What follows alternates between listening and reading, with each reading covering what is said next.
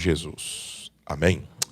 Vamos lá, então. Então a gente conta ali, o Emerson já está ali, o diácono Emerson já está com o microfone, então a gente vai liberar para que você possa fazer aí. Quem tiver pergunta, vamos fazer. Eu vou tentar moderar daqui e vou ver quem está na frente ou atrás para que a gente possa dar oportunidade. Então você só levanta a sua mão.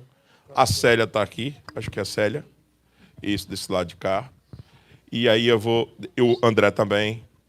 Vamos lá, vamos com calma. Célia, depois André, e a gente vai fazendo aqui, como é que chama aquilo, pastor? O registro aqui da ordem. Né? Vamos lá, Célia. Peraí, Célia, porque a gente está na live. O microfone 3. Entregue para ela, já ligado, Rodrigo, por favor, ajude-a. Isso, é aqui embaixo. Embaixo aqui, ó. Embaixo, Rodrigo. Aqui, ó. Isso. Boa. Vamos ouvir a Célia. Qualquer pergunta? Qualquer pergunta. Ó. Bom, eu participei da Igreja Presbiteriana em São João da Boa Vista por um tempo e agora estou conhecendo essa igreja, né? Tem pouco tempo que eu tenho vindo aqui. Uma pergunta que sempre vem na minha mente é sobre o batismo. Por que é batizada a criança na Igreja Presbiteriana? Pelo que eu saiba, nas igrejas batistas, nas outras, o batismo é depois de adulto, né? E eu também vejo que Jesus foi batizado, né, adulto. Então, eu gostaria de saber por que a presbiteriana tem isso de batizar quando criança. Que eu saiba, a Igreja Católica também, né, quando criança. É muito boa pergunta, e eu sei que muita gente tem essa dúvida. A resposta ela pode ser um pouquinho demorada. Tá? Primeiro, não são só os presbiterianos que batizam os filhos dos crentes. A gente não batiza qualquer criança, a gente batiza os filhos dos crentes. A igreja metodista, a episcopal, a luterana, a anglicana, congregacional, eles batizam também os filhos dos crentes. Então, só quem não batiza são as igrejas batistas e de cunho pentecostal, de linha pentecostal. Mas o padrão, na verdade, é o batismo dos filhos dos crentes.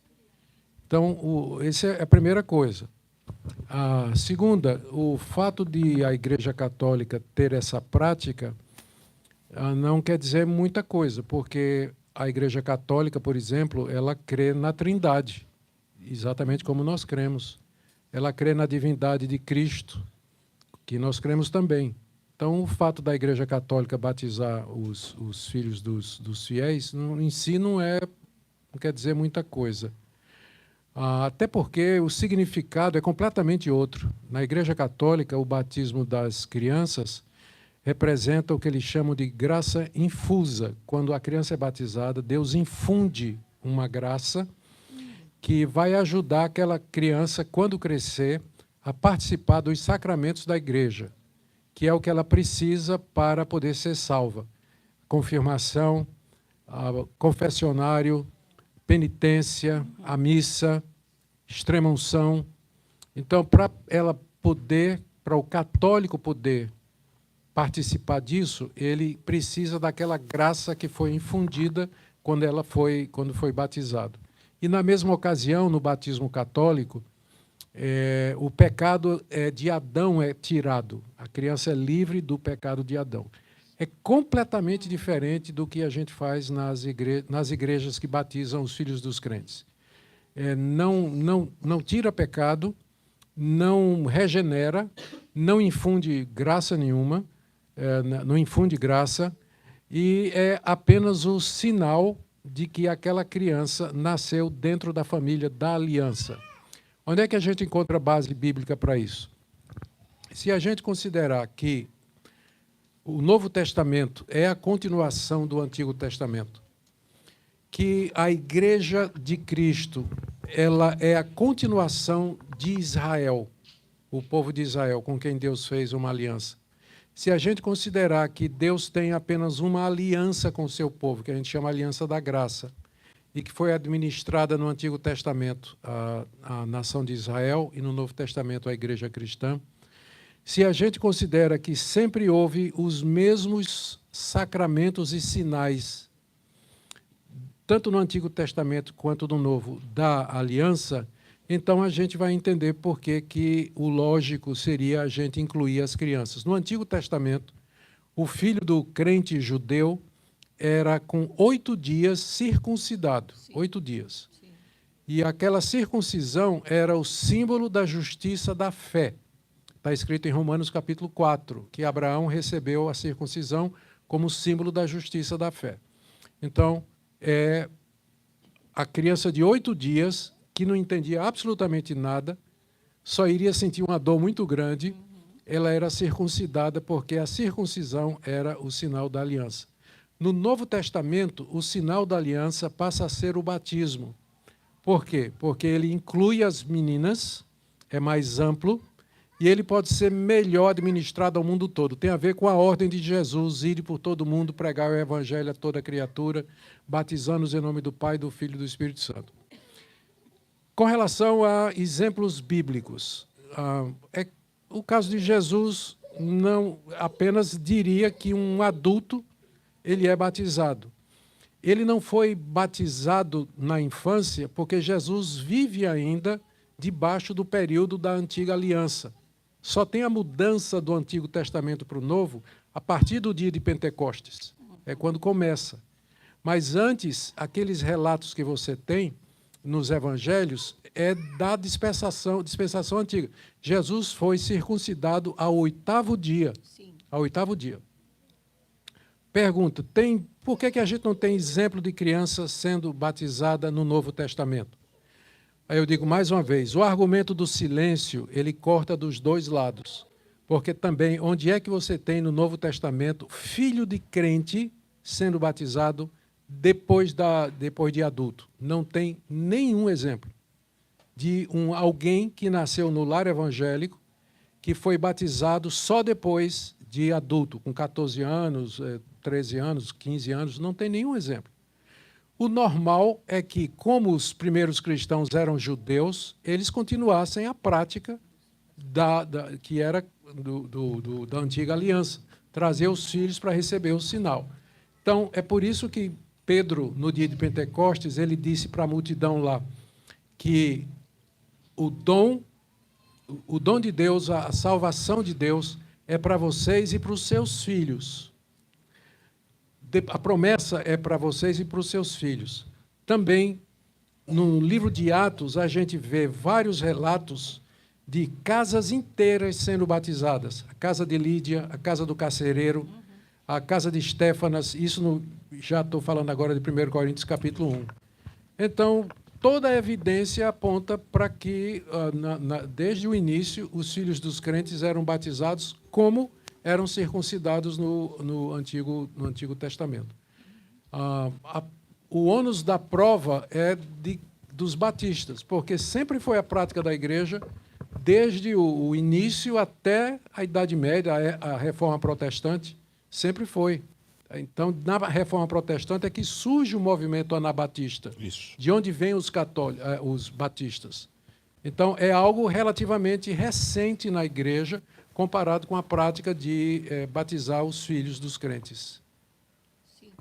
E também, depois de adulto, a criança ela pode ser batizada novamente? Ou... Não, ela faz o que a gente chama profissão de fé. Profissão de fé. Tá. Isso. Uhum. Profissão de fé. Obrigada. Nada. Muito bom. Só aproveitando o gancho, não vou completar e nem fazer. Não precisa, está bem completa a resposta do pastor Augusto. Só aproveitando o gancho, fazer uma propaganda da nossa EBD. Nós estamos justamente na EBD estudando sobre batismo. A gente falou na última aula sobre forma de batismo, imersão, efusão e aspersão. Por que a gente, como presbiteriano, decidiu escolher a aspersão? A gente estudou isso. E agora, nesse exato momento, a gente estudou quem pode batizar, por que só pastores ordenados, presbíteros, batizam, presbíteros ordenados ao ministério da palavra, ou seja, os presbíteros docentes. Por que só pastores batizam? Foi o tema da última aula. E agora, na próxima aula, nós vamos ouvir sobre quem pode ser batizado, né? Os crentes, filhos dos crentes, pode ou não pode, e os especiais. Tem uma pergunta de Deza aí rodando. Cadê Deza? Deza está ali. Tem uma pergunta de Deza rodando, esperando resposta. Os especiais, os que têm problemas mentais, como é que ficam esse caso? A gente vai responder na aula. Então não faltem. Próxima aula aí de EBD. Com certeza a gente vai cobrir essa questão, mas muito bem colocado pelo pastor Augusto. Subscreva, meu pastor. Vamos embora para outra. Aqui, eu acho que é a Laís. Ela é nova aqui. Como? Grazi. Grazi. Eu vou chegar lá, Grazi. Vai, Grazi. Vai lá, vai. Pastor, eu acompanho o senhor muitos anos, mais de 10 anos, desde o Brasil. Muito feliz de estar aqui. E uma das minhas perguntas é que eu vejo... Eu estou aqui nos Estados Unidos faz mais de 10 anos também. E eu vejo que existe um movimento acontecendo nesse momento com relação a tudo que politicamente e que tem acontecido nessas últimas semanas. Eu tenho curiosidade de ouvir de vocês o que vocês têm sentido em relação a isso, porque eu imagino que muitos anos de ministério, muitas coisas têm acontecido, assim como aconteceu agora nos Estados Unidos, que foram muito marcantes, né, para as nações. E eu sinto que existe algo diferente acontecendo. Vocês veem que existe um avivamento? Ou o que vocês veem de Deus em relação ao que tem acontecido politicamente nos Estados Unidos? E como que a gente, como cristão, pode responder ou enxergar isso?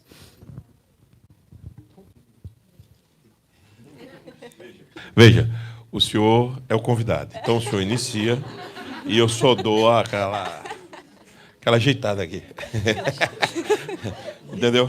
Então, e outra coisa, não esqueça, o senhor foi meu professor, meu pastor, então eu dou essa honra para o senhor. Tranquilo, tá bom? A honra é toda sua.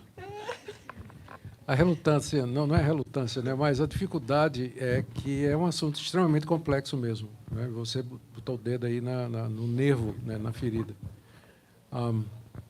Bom, na minha experiência, e eu já passei estou com 43 anos de ministério pastoral, essa semana que passou fiz 71 anos, então toda vez, eu vou tentar, sua pergunta ela tem várias portas para a gente entrar. Uhum.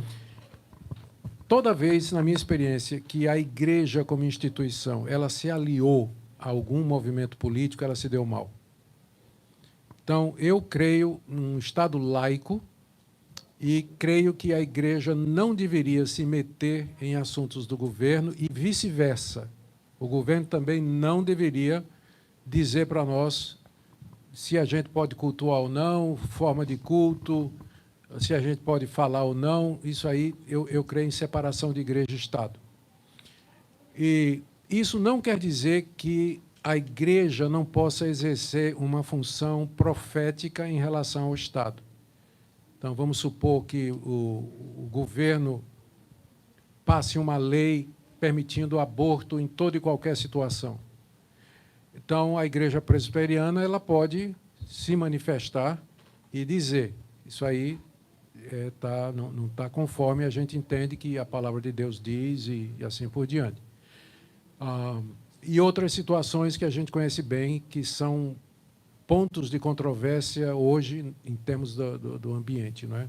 Então, separação igreja e Estado. Igreja tem que ser voz profética, ela pode falar, mas não se envolver, não dizer assim, eu sou, pensando nos Estados Unidos, eu sou a igreja, a Tampa Bible Presbyterian Church, vem por meio dessa dizer que está alinhada e está totalmente de acordo e suporta o Partido Republicano. Não creio que devia fazer isso. Não devia. Agora, mas item por item, pontos da agenda que a gente concorda ou não concorda, a gente pode falar. Mas não o todo, porque tem corrupção, qualquer que seja o partido, são homens pecadores, sempre vai ter problema. E escândalos, não é? E escândalos também. Agora, terceiro ponto. Eu creio que nós deveríamos estar preparando jovens para entrar na política. Nós precisamos de vereadores no Brasil, estou pensando no Brasil, vereadores, precisamos de deputados, precisamos de senadores, precisamos de juízes que tenham uma formação bíblica, valores cristãos, uma cosmovisão bíblica. E a gente devia estar preparando isso, encorajando os jovens a entrar na política. Não estou falando do ativismo, que é cego às vezes, mas fazer política, se preparar e, se alcançar algum posto, exercer para o bem do povo e não ser simplesmente tarefeiro de igreja. Porque muito político aí que é evangélico só está lá para defender os interesses da igreja, o que está errado. Se você é um político, um senador, um juiz, você tem que defender os interesses da nação, e não da igreja em si. Então, e você também tem o direito de expressão de religião, de crença e de consciência. Eu não vejo problema, por exemplo, se eu quisesse usar minhas redes sociais para criticar o governo brasileiro ou o governo americano, eu poderia fazer isso, apesar de que eu não sou cidadão americano, né? Estou aqui como green card, então é e não é, né? Então precisa ter cuidado. Mas eu poderia me manifestar sobre questões políticas e tudo mais. Com relação ao avivamento, eu creio que você está pensando na morte do Charlie, né? De fato, foi alguma coisa que ganhou uma proporção que a gente não imaginava, né? Ele está fazendo muito mais, como Abel está lá na carta aos Hebreus, né? Ele está fazendo muito mais depois de morto do que quando ele era vivo, né? Por conta das redes sociais. Eu mesmo não conhecia. Eu não conhecia o Charlie Kirk. E aí comecei a ver, ir atrás, e eu fiquei impressionado com o ministério dele e tudo mais. E tem gente que critica por conta do ativismo, envolvimento com o Partido Republicano, lacaio de Trump, são alguns nomes que a gente ouviu, né? Mas, sem dúvida, isso movimentou muita gente e despertou muita gente para dizer alguma coisa. Teve vários pronunciamentos de líderes evangélicos americanos a respeito disso, que me deixaram impactados, né? Fora isso, eu creio que há um crescente interesse pela fé reformada no meio do evangelicalismo americano e brasileiro. Particularmente aqui na Flórida, a gente vê uma insatisfação dos evangélicos com as igrejas neopentecostais que pregam prosperidade. É um campo muito fértil para essas igrejas, porque, como eu falei no sermão, o imigrante vem querendo uma vida melhor. Ele vem antenado nisso aí. E essas igrejas oferecem um shortcut, um atalho para isso aí, dizendo que pela fé você pode, enfim, tudo isso que eles ensinam na teologia da prosperidade. Então, isso tem tornado o verdadeiro crente insatisfeito. Ele vai para a igreja e o pastor nem abre a Bíblia, fica fazendo coaching, autoajuda, contando histórias, mas exposição bíblica, pregação bíblica, você não encontra. Então, tem muita gente saindo e procurando igrejas reformadas, igrejas bíblicas, e não tem. É difícil você encontrar.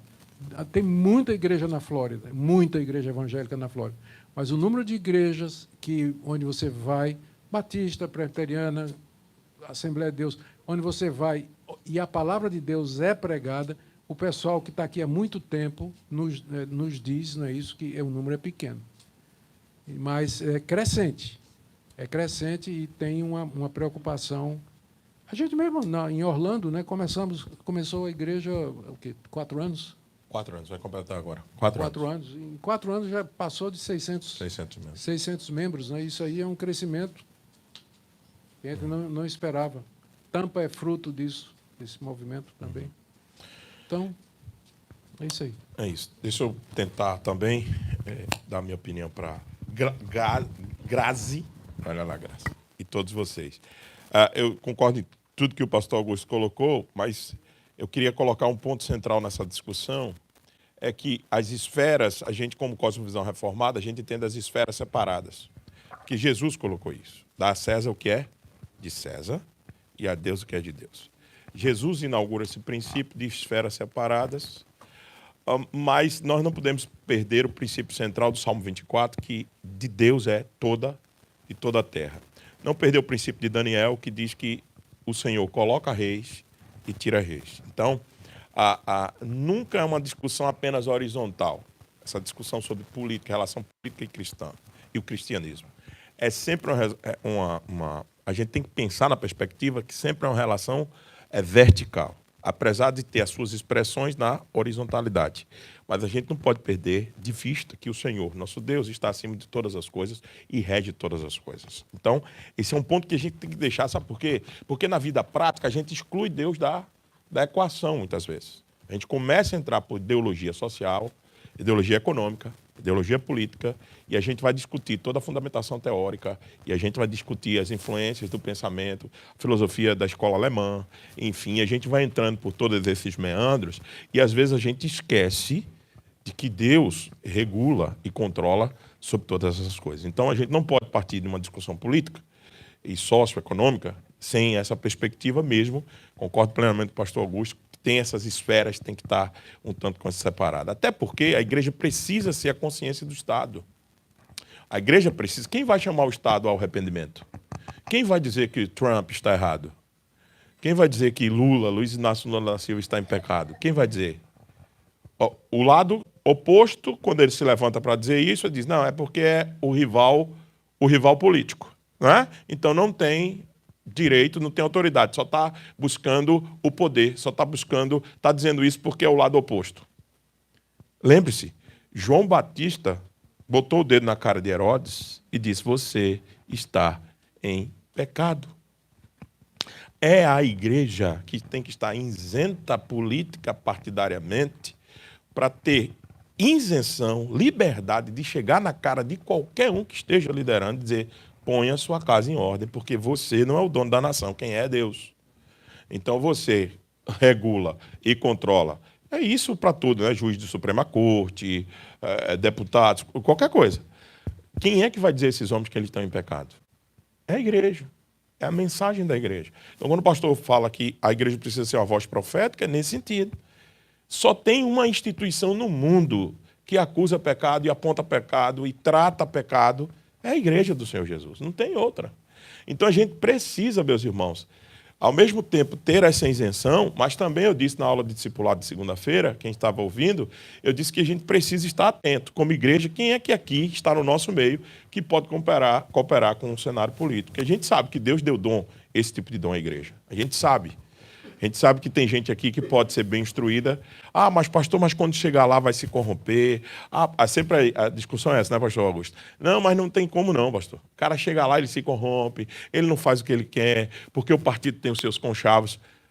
Alguém vai ter que servir, nem que seja de Marte, para poder fazer, pelo menos dentro do sistema, para poder fazer a diferença, para poder dizer o que é que precisa ser feito, tá? Então, a gente precisa ter essa consciência, mas eu só queria deixar essa palavra de incentivo para nós pensarmos que nós não estamos correndo do embate político. Presta atenção. Eu pego a agenda da direita, pego a agenda da esquerda e vejo pontos que a gente tem que bater de um lado e tem que bater do outro. Eu estou chamando, não é para isenção, eu estou chamando para o cumprimento da missão. O cumprimento bíblico da missão é que a igreja esteja acima de qualquer viés sociopolítico, econômico, para ela ter liberdade de dizer a qualquer um, de qualquer espectro político, que ele está errado. E deixa eu dizer uma coisa, estão nos enganando. A coisa não é entre direita e esquerda, não é entre norte e sul. A coisa é entre aqueles que amam o Senhor e que não amam o Senhor. Só tem isso no mundo hoje. Eu dei um chat GPT enquanto o pastor estava... Agora não é mais Google, a gente dava um Google, né? Agora a gente dá um chat GPT.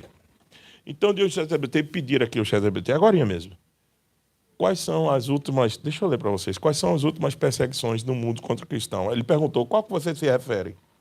Ele disse. Ou seja, já parte do pressuposto, que é muita, né? Você está se referindo à República Democrática do Congo, quando houve um massacre de cristãos em 27 de julho desse ano?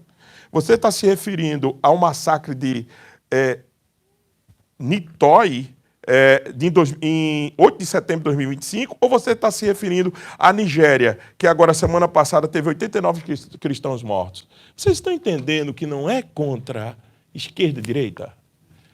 Acaba com isso. É contra aqueles que amam o Senhor, quem odeia o Senhor. Essa é a grande divisão do mundo. Sempre foi assim. E agora nós temos que entender qual é o nosso papel nessa guerra. Nosso papel nessa guerra é apenas continuar proclamando o Evangelho do Senhor Jesus, amando as pessoas, perdoando aqueles que nos perseguem e sendo amoroso com aqueles que querem ouvir a palavra e aqueles nossos inimigos a gente pedir, clamar por misericórdia. Então nós temos que entender que hoje o que está em voga é aqueles que amam o Senhor. A luta no mundo sempre foi aqueles que amam o Senhor ou os que odeiam o Senhor. Alguém mais, gente? Vamos lá. Ops. André, eu tinha pulado André. Desculpa, André. Tudo bem, Vai lá. pastor. Pastor Nicodemos, bom dia. Não vou entrar na explicação da minha pergunta, por entender que és sábio e de largo de conhecimento. O senhor usou o termo, Deus usou os caldeus. Eu posso usar ou permitir? Essa é a minha pergunta. Vamos voltar lá para o texto.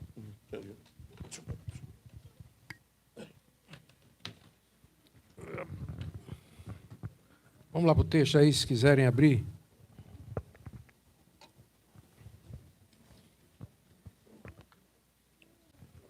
Provérbios, cadê? Profeta Abacuque. Veja, vamos lá. Vamos ver o que é que o texto nos diz a respeito disso. Então, capítulo 1, verso 6.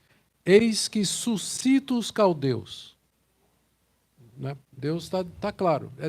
Deus levantou os caldeus. Tem isso daqui.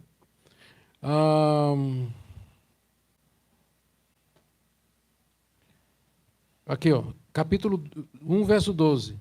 Abacuque dizendo: ó Senhor, para executar juízo, puseste aquele povo. Deus pôs os caldeus como disciplina. Ó rocha, tu fundaste para servir de disciplina. Então, Deus incitou, Deus levantou, Deus fundou aquele povo. Então, tem vários outros verbos aqui, mas sempre Abacuque, no entendimento de Abacuque, era Deus que estava levantando os caldeus para executar a disciplina. Não é que estava usando. Estava usando porque ele levantou. Deus é que fez isso. Então, na visão bíblica, todo esse movimento de nações era causado por Deus. Deus levanta reis, Deus derruba reis, Deus usa como instrumento da sua glória, da sua ira, da sua disciplina, mas nunca sem que seja a vontade dele e o propósito dele.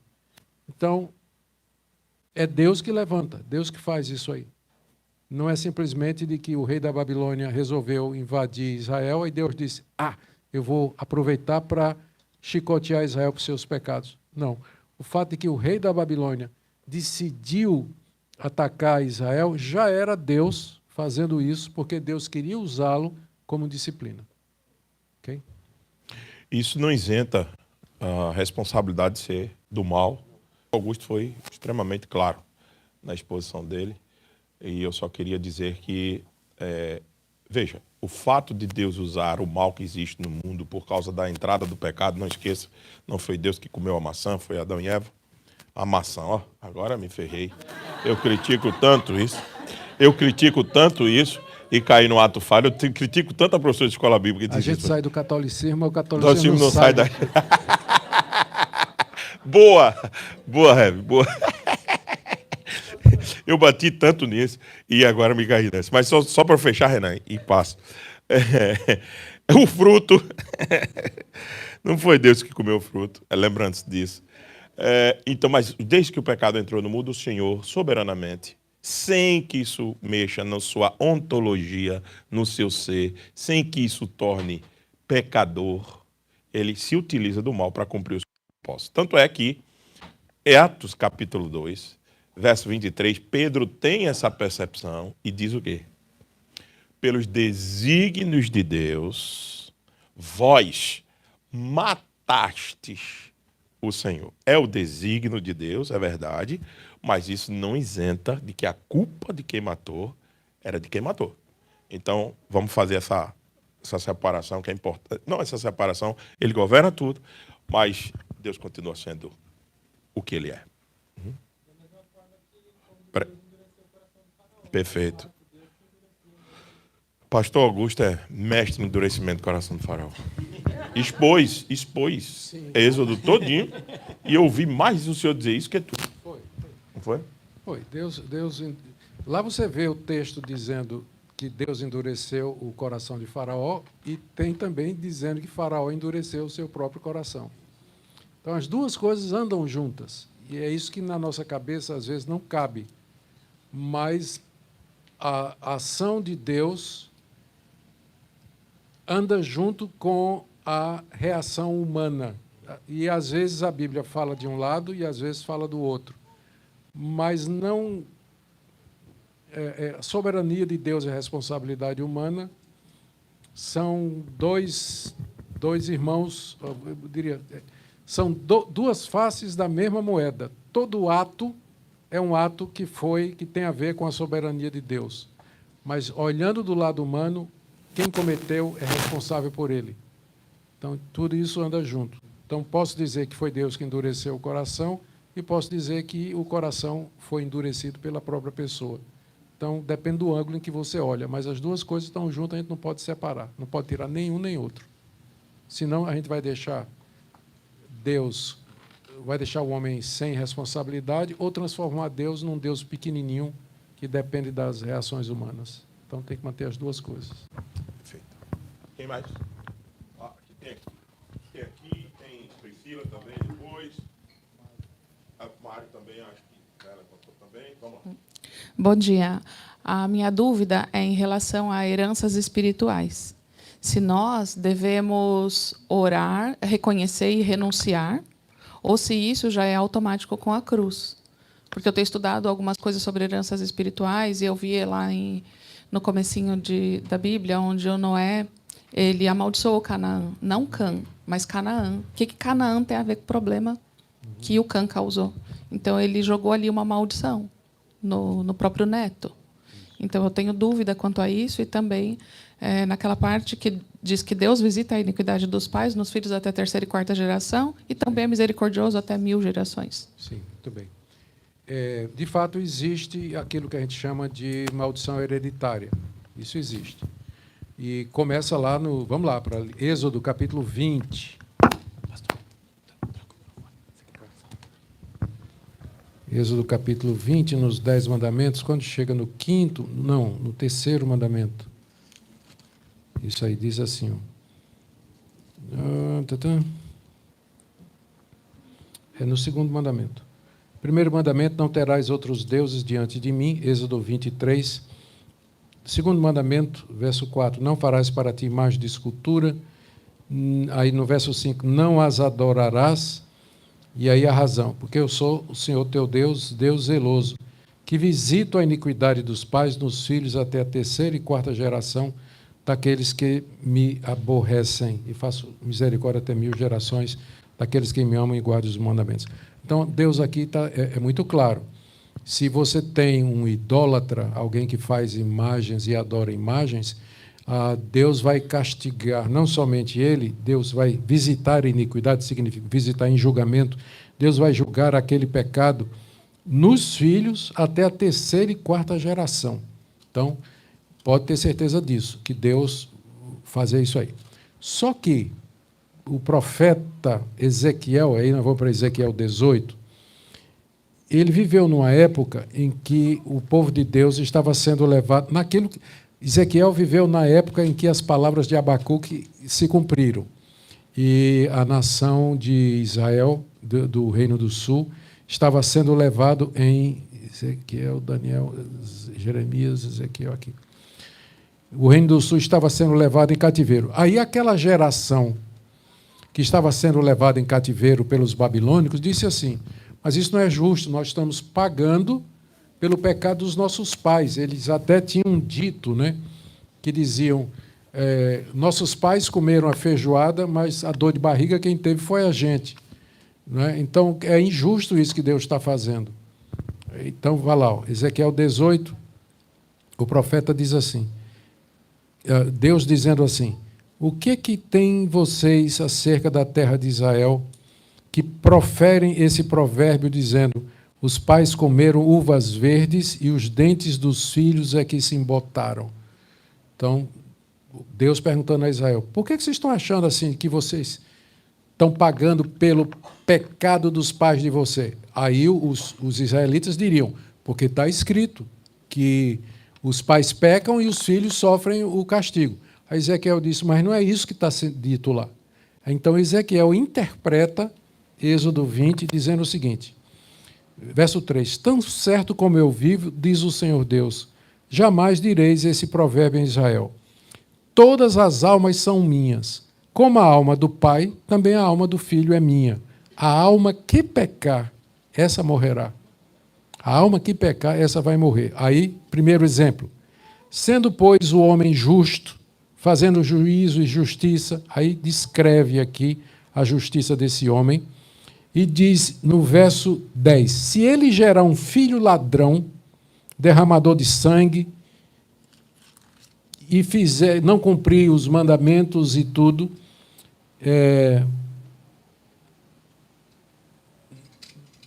verso 13, se emprestar com usura e receber juízo, porventura viverá? Não viverá. Todas essas abominações ele fez e será morto. O seu sangue será sobre ele. Primeiro exemplo de Ezequiel. Imagina um homem justo. Praticou tudo aquilo que a lei de Moisés manda. Aí ele teve um filho ladrão, ao contrário do pai. A justiça do pai vai passar para o filho? Deus vai perdoar o filho porque teve um pai? Não. A alma que pecar, essa morrerá. Aí agora o exemplo contrário. Se esse homem ímpio gerar um filho, estou no verso 14, que veja todos os pecados que seu pai fez, e vendo não cometer coisa semelhante, não comer carne sacrificada, aí vem a descrição. Aí diz aqui, no verso 17, se ele desviar do pobre a sua mão, não receber usura, o tal não morrerá pela iniquidade de seu pai, certamente viverá. Então o oposto também é verdade, você tem um homem ímpio, mas ele gerou um filho justo. Esse filho justo vai sofrer pelo pecado do pai? Não vai. A alma que pecar, essa morrerá. E aí, então, verso 19, ó. Mas então por que não leva o filho à iniquidade do pai? Resposta, porque o filho fez o que era reto e justo, guardou os meus mandamentos e os praticou. Por isso viverá. A alma que pecar, essa morrerá. O filho não levará a iniquidade do pai, nem o pai a iniquidade do filho. A justiça do justo ficará sobre ele e a perversidade do perverso cairá sobre ele. Então, Ezequiel está interpretando Êxodo 20. Ele está dizendo o seguinte, sim, Deus castiga a iniquidade dos pais nos filhos se os filhos andarem no caminho do pai. Né? Se o filho for idólatra como o pai foi, então ele vai ser castigado pelo pecado do pai e pelo seu próprio pecado. Agora, se o filho se arrepende, quebra a maldição ali. A linha quebra naquele momento que o filho se converte, que ele decide fazer o que é certo, o que é justo, e aí agora ele não vai mais ser apenado pela iniquidade do pai. Então, lá no Novo Testamento, a gente aprende que se alguém está em Cristo, ele é uma nova criatura, as coisas velhas passaram, tudo se fez novo. Colossenses 2, o apóstolo Paulo diz que Cristo, na cruz, ele quitou a dívida, a nossa dívida, o escrito de dívida que nos era contrário. Em Gálatas, Paulo diz que Cristo se fez maldição em nosso lugar. Então, a resposta evangélica para isso é o seguinte, se você não se converter, você vai ser apenado pelos pecados da sua geração toda, pelos seus pecados, então o castigo vai ser grande. Mas se você se converte, se arrepende, então tudo isso fica para trás, debaixo do sangue de Cristo, você é uma nova criatura, zerou, você não tem mais que temer nada do que o seu pai tenha feito. É por isso que a gente não acredita em cerimônia de quebra de maldição. Tipo assim, a pessoa antes de se converter estava no espiritismo, estava na magia, estava na idolatria, se converte e aí o pastor diz, você é crente agora, você foi perdoado, está salvo, mas você precisa quebrar as maldições do passado dos seus pais e tudo. E aí faz uma cerimônia e tudo. Para nós, não. Quando a pessoa se converte, tudo foi perdoado. Tudo foi quebrado, não resta mais maldição absolutamente nenhuma. Esse é o nosso entendimento. Muito bom. Deixa eu ouvir Mário, que estava na Face, depois Priscila. Ô, pastor, aproveitando que o senhor está com a Bíblia na mão, eu queria que o senhor falasse sobre o Salmo 88, que é um... Salmo de Emã, o salmo mais triste da Bíblia. E se o senhor falasse talvez da importância desse salmo para nós, porque parece que não está falando de esperança, né? Esse salmo é o único salmo, ele é chamado salmo penitencial, faz parte dos salmos penitenciais, é o único salmo da Bíblia que termina sem esperança. É o único dos salmos penitenciais que não tem esperança. Aqui você vê Emã descrevendo o sofrimento dele. Ele era um Ezraíta, provavelmente. Ele é citado lá como um dos conselheiros do rei Salomão, muito sábio. E ele parece que sofria de uma doença ou alguma coisa, mas desde cedo ele clamava a Deus, pedia a Deus, e Deus não respondia. Não respondia, não respondia, não respondia. E não responde. O salmo termina sem Deus responder. Essa é uma daquelas respostas, não. O que é que ele pedia? Pedia que Deus o livrasse, que Deus desse a libertação, que Deus livrasse das angústias, dos temores. E os dias se passavam, os anos se passavam, e ele não via a resposta. Alguém que sofria de uma doença crônica, alguém que sofria de depressão profunda, e ele simplesmente não tinha resposta. Mas o ponto aqui é que mesmo que Deus não respondeu, Emã, aliás, ele não parou de orar. Ele ora. Ora o tempo todo. Ele diz que ora várias vezes por dia. O dia já começa ele orando. Acontece, tem casos assim na história da igreja. Charles Spurgeon sofria de depressão. Morreu sem ser curado. Sofria de depressão. Tinha vezes que ele tinha que ser carregado para a igreja para poder pregar. Os diáconos levavam ele para ele poder subir no púlpito e pregar. David Brainerd foi um dos primeiros missionários. Ele era genro do Jonathan Edwards. Melancólico. Você lê o diário dele, é só sofrimento. E ele clamando a Deus, virando a Deus, mas era angústia, depressão, e ele não abandonou Deus. Tem um que ele é autor de vários hinos, e aqui eu queria recomendar para vocês o livro O Sorriso Oculto de Deus. Acho que foi você, Minka, que traduziu, eu e você. O Sorriso Oculto de Deus. É um livro de John Piper sobre depressão, que conta a história de Spurgeon, David Brainerd, e esse outro é um compositor cristão que tem vários hinos. Isso. Tentou suicídio 3 vezes, toda vez Deus frustrava. Uma vez ele se pendurou numa trave, e quando ele quis se suicidar, a trave quebrou. Outra vez ele pulou no rio Tâmisa para morrer afogado. Pessoas que estavam passando viram e tiraram ele. Então, ele não conseguia nem morrer, né? E escreveu os hinos mais belos que a gente tem no nosso inário. Então, tem situações de pessoas que passam por essa vida, a gente tem que admitir. Crentes, tementes a Deus, mas Deus não lhes dá descanso. É um salmo. Cantava. Devia cantar. Lembrando que, se paz a mais doce me deres gozar, se dor a mais forte sofrer, ou seja o que for, Tu me fazes saber que feliz com Jesus sempre sou. Se dor...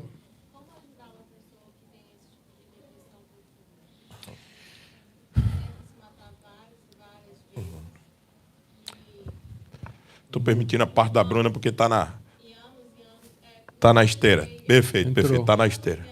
Mais de 20 anos nessa luta. Todo conforto que a Bíblia oferece ao cristão é escatológico. Sempre é olhando para o futuro. Aqui é visto como sendo um vale de lágrimas. A criação geme, nós gememos também, passamos por angústias, uns mais, outros menos. A nossa esperança não está em nada aqui. A nossa esperança é futura. E a gente tem que aprender a viver com isso. É a lição de Abacuque. Eu, em silêncio, tenho que esperar o cumprimento da promessa.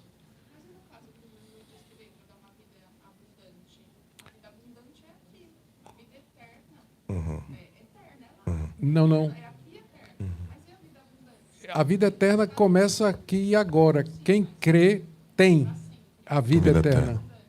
Essa vida abundante, ela não significa abundância financeira ou de paz ou qualquer outra coisa, porque o próprio Jesus disse: no mundo tereis aflições. O próprio Jesus falou.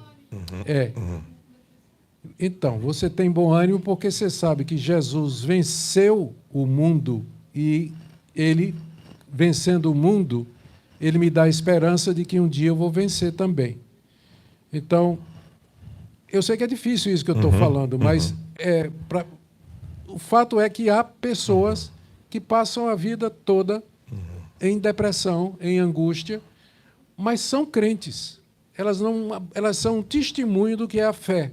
Elas estão apegadas a Deus, não pelo que Deus poderia dar para elas, mas pelo que Deus é e pelo que Deus haverá de fazer. É um exemplo do justo viverá pela fé. Viver por fé não significa viver por emoção, por coisa boa, por bênção. Fé é a certeza de coisas que se esperam, convicção de fatos que não se veem. Como pastor, eu conheci, durante esses 40 e poucos anos, pessoas assim, crentes de alta manutenção, que você tem que estar junto dele o tempo, já respondendo a sua pergunta, você tem que estar perto, tem que orar com ele, chorar muito com ele mesmo.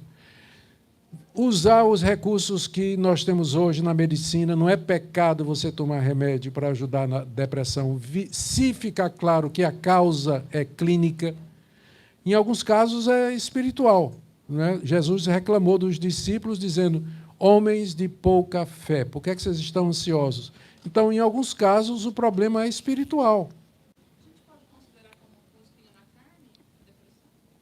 E como? Né? Minha graça te basta.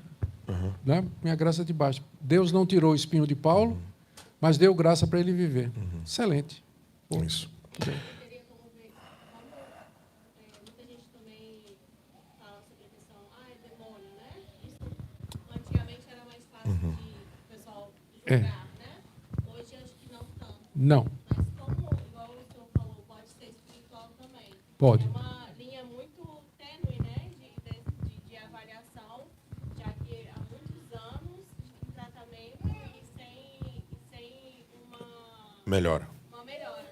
Então, como avaliar? Somos presbiterianos, né? Então é muito difícil essa avaliação.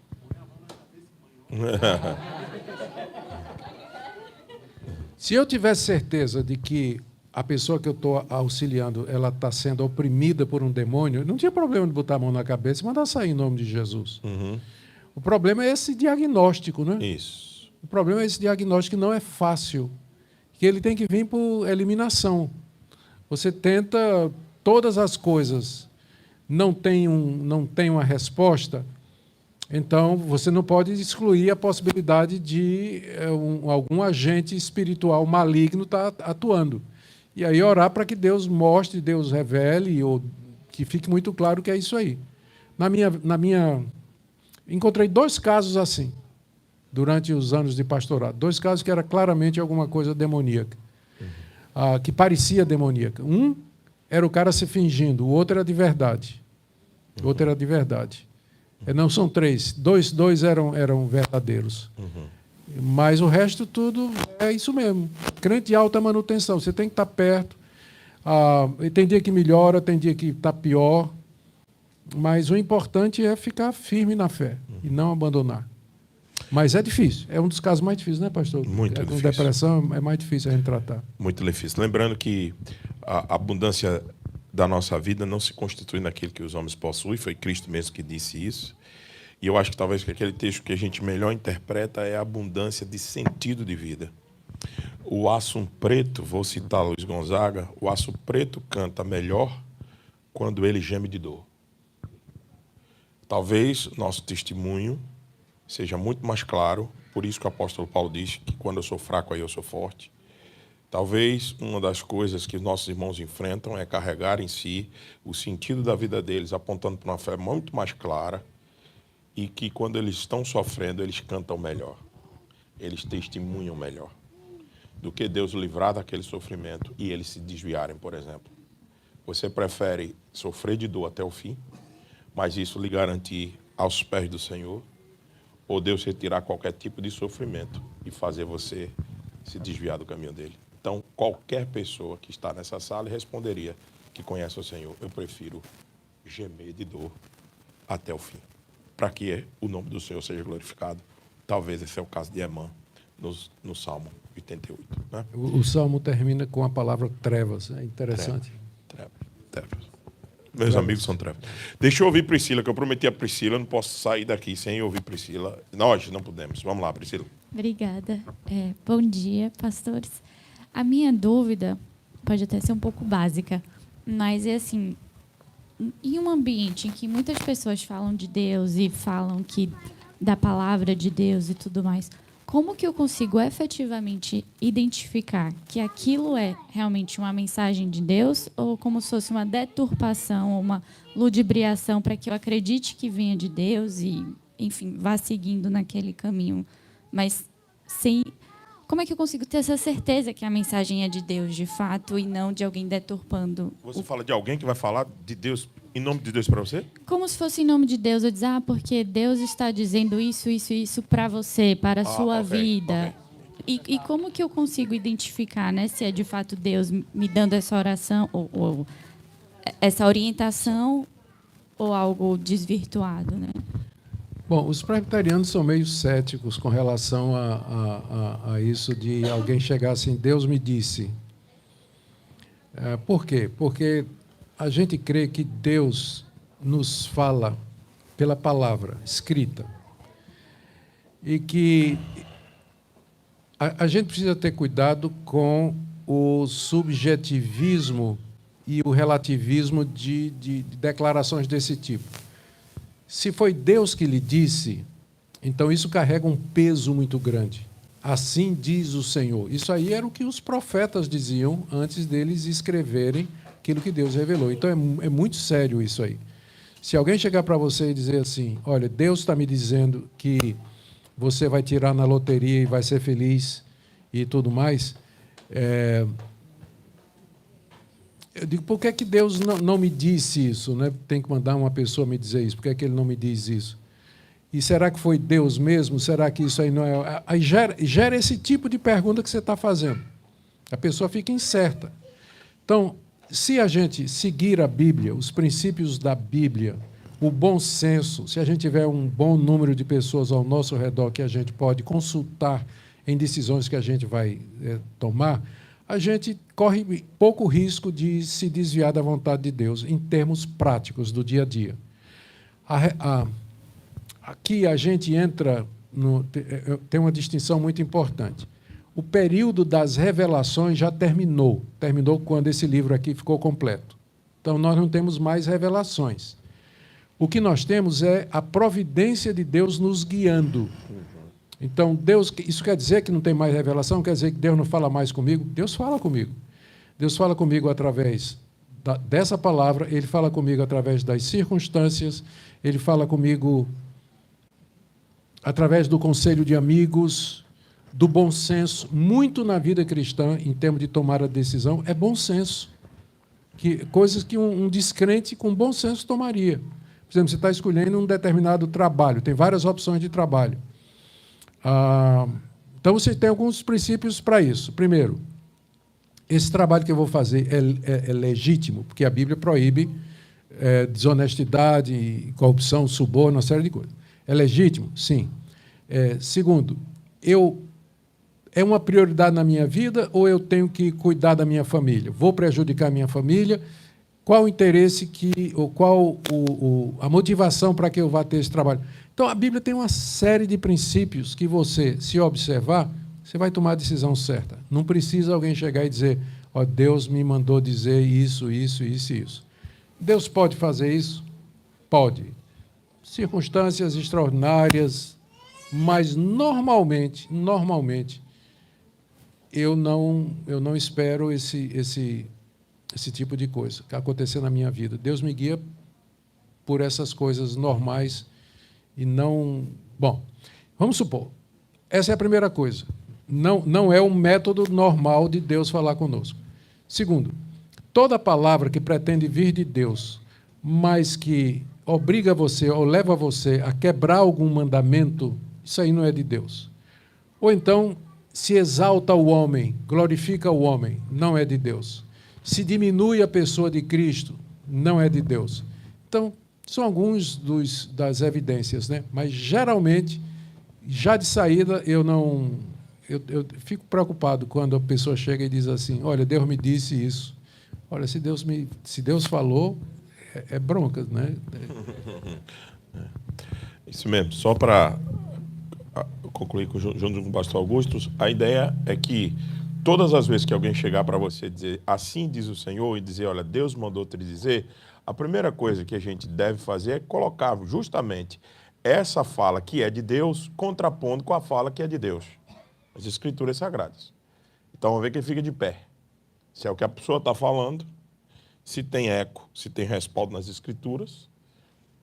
Eu estou muito pouco preocupado, né, com como Deus fez para chegar até ela. Eu também estou com o pastor Augusto. Eu só fico questionando porque ele não veio e falou comigo. Ele devia ter, né? Ele devia não, ele poderia ter falado comigo. Mas vamos que ele resolveu, de alguma forma extraordinária, como disse o pastor Augusto, um evento extraordinário demais. Ainda assim, é responsabilidade nossa colocar o que foi dito, que era da parte de Deus, no crivo do que Deus disse, que é as Escrituras. Então, eu acho que essa é a melhor forma de a gente sair de armadilhas emocionais, espirituais e psicológicas, que às vezes essas coisas nos impõem. Isso é armadilha. Às vezes está querendo trazer você para prisões. E você tem liberdade em Cristo de não ficar preso a nenhum tipo dessas prisões. Então a gente tem que ter muito cuidado com isso. O que a Priscila está dizendo é uma coisa, o que ela está perguntando é uma coisa que acontece muito normalmente. A gente fica cativo de profetada, de palavras que foram ditas, aprisionado emocionalmente, psicologicamente, porque a gente não teve o cuidado de simplesmente colocar aquilo no crivo das Escrituras. Se você faz isso, temos todos esses cuidados, a gente vai viver uma vida livre em Cristo, para aceitar. Gente boa, é o seguinte, pastorzão, tá com fome? Vamos comer, né? Dá para mais uma? O senhor está animado, eu estou gostando muito do senhor. O senhor está virado hoje no modo de... Fiz 71, estou me 71 sentindo... está tinindo. Rapaz, eu fiz 71, mas eu não me sinto 71. Você fica com quanto, pastor? 85. Eu vou orar para o senhor chegar até ela, mais do que lá, viu? Ok. Quem é que está... Desculpa, querido. A 20 e tanto tem preferência aqui. Seu nome de novo. Denúbia e casado com... Wagner. Foi o Wagner que eu anunciei, não anunciei a Denúbia. Tá. O Emerson está com o microfone aqui. Pronto, chegou. Denúbia, por favor, querido. Graça e paz a toda a igreja. Amém, amém. Pastor, voltando naquela linha, o senhor falou que está fazendo um estudo, né? Sem querer antecipar o estudo do senhor, nem atropelando nada, mas voltando àquela linha da depressão. Hoje, nesse mundo que nós vivemos, o mundo da ansiedade, nós querermos não viver o presente, nós queremos viver o futuro. Eu vejo que as pessoas... Nós temos muitas pessoas hoje doentes mentalmente, com esquizofrenia, bipolaridade, autismo, ansiedade, depressão e... Então, a Bíblia cita que os loucos e os tímidos não herdarão o reino do céu. Eu já fiz vários estudos e, assim, as conclusões dos meus estudos não me agradavam. Eu gostaria de saber a opinião do pastor, o que ele tem, a visão do senhor a respeito disso, quando a Bíblia diz que os tímidos e os loucos não herdarão o reino do céu neste mundo onde nós estamos vivendo hoje, com pessoas mentalmente totalmente fora de si. Eu não me recordo exatamente onde é que... Você pode procurar aí? Eu acho que é Isaías. Não, Isaías menciona alguma coisa nisso aí. Eu acho que tem pessoas com problemas mentais, mas que não afetam o cognitivo delas o suficiente, deixando suficiente capacidade para que elas possam entender o Evangelho e crer. Então, a pessoa pode ter autismo e ter fé. Ela pode ser bipolar, ela pode ter déficit de atenção, ela pode ter TDA, ela pode ter todas essas coisas que está lá no manual, no DSM, né, de psicologia, e ainda assim ter fé. e ela vai ter que lutar contra todas essas deficiências ao longo da vida.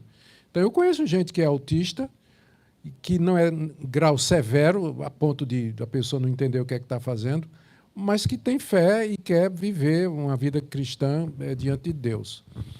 Agora, há aqueles que são mentalmente incapazes.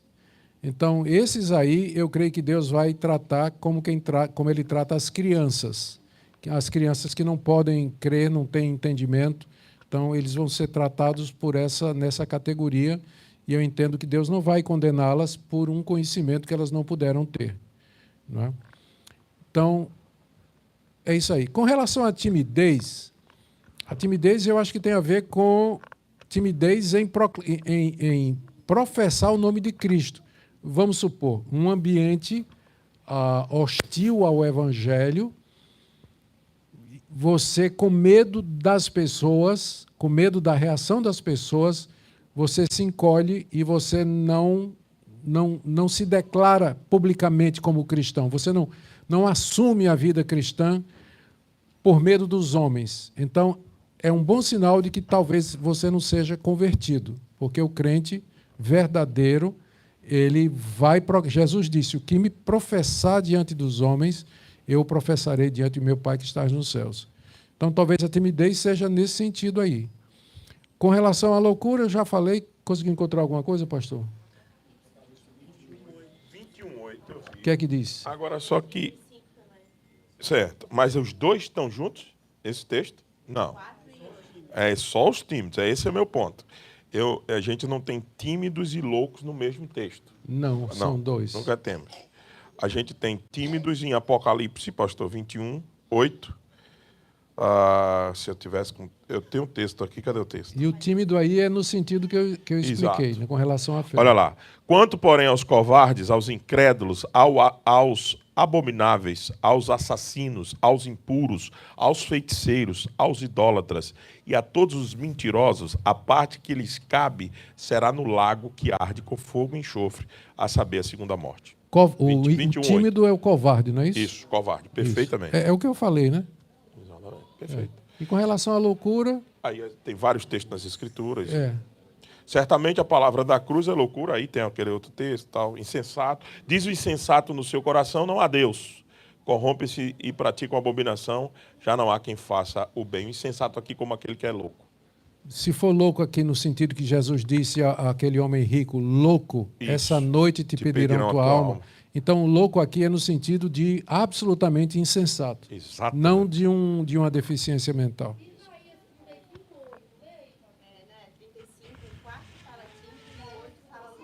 Opa, aí sim. Sabia que era Isaías, tá vendo? Tá vendo? Desculpa, o seu assistente é péssimo, mas peraí, calma. Vou chegar lá. Obrigado, minha irmã. 35, capítulo 35. Se eu tivesse um óculos... Quer que eu leio, Se eu tivesse um óculos, melhorava. Vamos lá. Eu tenho, mas está em casa. Não sei para que o óculos fica em casa. Levanta uma oferta na Não, igreja vamos para dar uma comprar ofertinha na óculos igreja para para você. comprar um óculos. Olha aí, viu, galera? O pastor. Olha, vamos lá. 35, quanto, minha irmã? 4? 8. Vamos embora. E ali haverá bom caminho. Caminho se achará o caminho santo. O imundo não passará por ele, pois será somente para seu povo. Quem quer que por ele caminhe, não errará, nem mesmo o louco. Ali não haverá leão, animal feroz, não passará por ele, nem se achará nele. Mas os remidos andarão por ele. Os resgatados do Senhor voltarão e virão a Sião com cântico de júbilo. Alegria eterna coroará a sua cabeça, gozo e alegria alcançarão, e deles fugirá a tristeza e o gemido. Tem 2 versos mesmo aqui, eu só estou vendo tímido. Cadê o louco? Não, o louco você acabou de falar, Foi? pastor. Desculpa. O tímido está no 4. Ok, eu não tinha lido o 4, então vou ler o 4. Dizei aos desalentados de coração, sede forte, não temais. Eis o vosso Deus. A vingança vem, a retribuição vem de Deus, e ele vos salvará. Esse? Ah, tá. É quando a tradução. É quando a tradução. Aí não é o covarde que não quer Por isso assumir a que fica Cristo, de não. pé, que É o não tem crente, dois mas que tem... está com medo, né? Como Pedro, né? Aham. Você estava com eles? Não, não estava. 3 vezes negou a Jesus. Isso. Era crente. Perfeito, era crente, sim. Então, mas eu acho que a irmã tinha ligado tudo isso à pergunta sobre a questão de depressão, mas o pastor Augusto já passou por isso, né? Louvado seja Deus. Já passei também. Já passou por isso. Passo por isso. Olha, eu também já passei. Não por isso aí. Ô, Dezinha, veja, Dez é a crente mais experiente dessa igreja. Oi?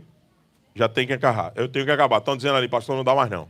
Dezinha... Não. Estatuto do idoso. Estatuto do idoso. Estatuto do idoso. Pois é, tem um idoso. Eu sei Diga, porque Dezinha, eu sei. diga, Dezinha. Aqui. Estão pedindo para lá atrás eu acabar imediatamente que as crianças estão em polvorosa. Tá bom, vai lá. Algo que muitos já ouviram, eu tenho um filho que agora completou e vai para 57 anos de idade. Certo. Mentalmente seria apenas 7 anos. Uhum. Meu filho é salvo. Eu não... Sabe por quê? Sim. Porque eu creio em Jesus Cristo que me salvou através dele. Amém. Amém. Porque foi através dele que eu voltei para a igreja onde eu nasci, pela cristandade dos meus pais. Amém. Já declarei isso aqui. Amém. E meu filho, agora, pela mente dele, que ele é internado em Nova York, pela lei americana, Uhum. Uhum. nossa idade. Eu já completei 82, quase, aí, meu marido 89. Olha aí. 8. Acostumamos pelo americano direito um ano à frente pela esperança do futuro. Amém. Amém. O que eu quero explicar, pastor, no meu coração, se alguém disser alguma palavra feia do meu filho Jacomo, que é o Júnior nosso aqui, ele fala assim, that's not nice, isso é feio. Muito bem. Ele tem conhecimento suficiente. E Olha, quando fala, vamos orar, ele fecha os olhos e ele Então. fala, amém, porque eu estou com fome. 7 anos já a tem simplicidade. entendimento. Tem Mas ele entendimento. foi criado num lar cristão. Amém. Tudo aquilo que foi possível ensinar, nós ensinamos a Amém. ele Amém. através da nossa palavra escrita na palavra de Deus. Amém. É apenas um testemunho para pessoas que dizem, muitas vezes, que não herdarão. Meu filho vai herdar o céu. Aleluia. Em nome de Amém. Jesus. Entende? Era isso. Amém. Obrigado. A minha despedida de hoje, porque a fome bateu em Bateu. todo mundo aqui. Isso é. Tá certo. Tá certo. Louvado seja o Senhor dessa. Essa é a nossa firme esperança no Senhor. Que os pais, a fé dos pais, segundo 1 Coríntios, santifica os filhos. Lembre-se disso também, né? Vamos orar? Pastorzão, brigadão. Vamos ficar de pé, gente. Estica aí a